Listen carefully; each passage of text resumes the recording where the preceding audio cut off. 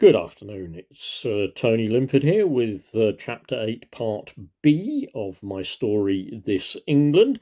This one is subtitled The Disciplinary Review.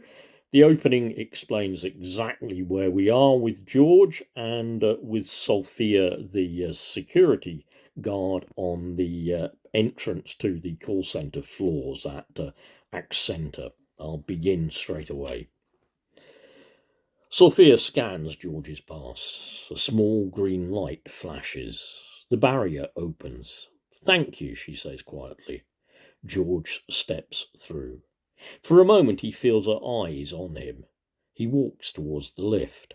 Workers stream past him. Phones out, scrolling, laughing, talking about last night, about the riots, about the videos. George keeps walking. But a thought presses into him. What has she already heard? The lift door opens. He steps inside. The mirrored wall shows his own face back at him, tired, drawn. He presses the button for level 3. The door closes. The lift rises.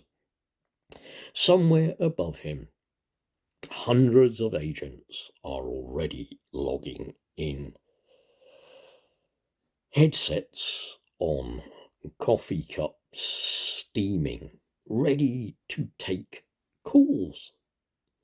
The door opens again. George steps out. The corridor leading to the meeting room feels strangely quiet. Too quiet. He can hear his own footsteps. At the end of the hall, a glass door stands open. Inside, Sam is waiting. Union rep, jacket off, tie loose. He gives George a small nod. "You all right?" George shrugs. "Been worse." Sam gestures towards the room. "Let's get this done." George steps inside. The room is bright. Glass table, 4 chairs, a jug of water, 3 glasses already filled, condensation running slowly down the sides. Colleen from HR sits opposite the empty chair meant for George. Her laptop's open. Beside her, the note-taker waits, hands poised over the keyboard. Sam pulls out a chair. George sits. The glass table is cold beneath his hands. Colleen smiles politely, but it's the careful smile of somebody about to start something serious. "Thank you for attending, George." She glances at Sam. "And thank you for accompanying him." Sam nods. Colleen folds her hands. "Before we begin, I'd like to confirm that this is an informal disciplinary review meeting." The note-taker begins typing. The keyboard clicks softly.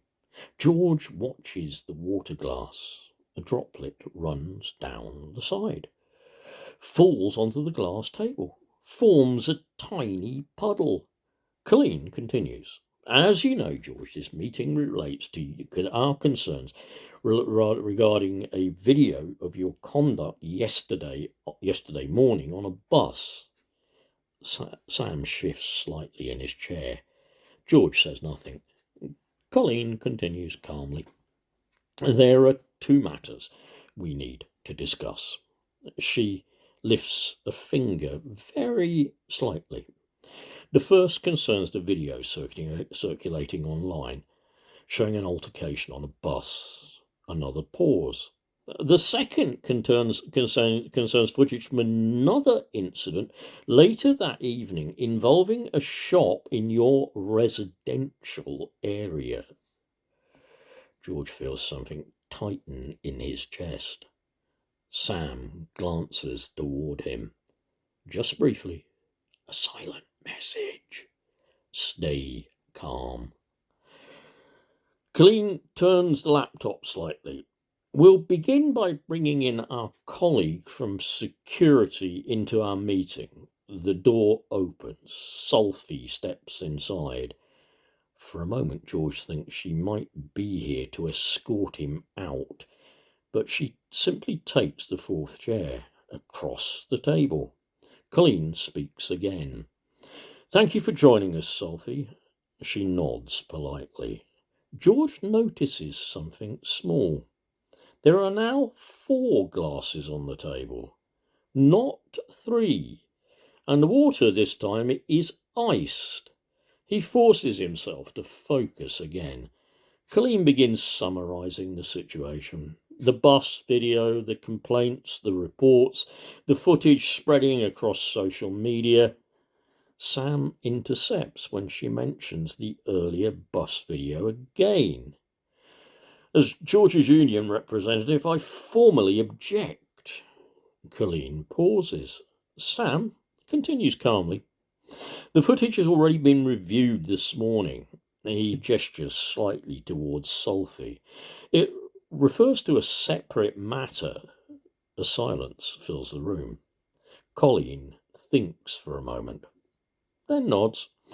We'll take a brief recess. She and the note-taker leave. The door closes. Sam leans closer to George. They're fishing, he mutters. George nods. Across the table, Sophie sits quietly, hands folded, professional, not speaking, not looking at either man. After a moment, the door opens again. Colleen returns. We accept your point, Sam. The earlier video will not be shown again. But Sam raises one more issue. With respect, Colleen, you've already described it. Colleen hesitates, just a fraction, then recovers. In that case, I instruct Sophie Rahman to disregard any reference made to that video. The note-taker records it. Sam and George confer briefly. They agree. The meeting continues. Then Sophie looks directly at George.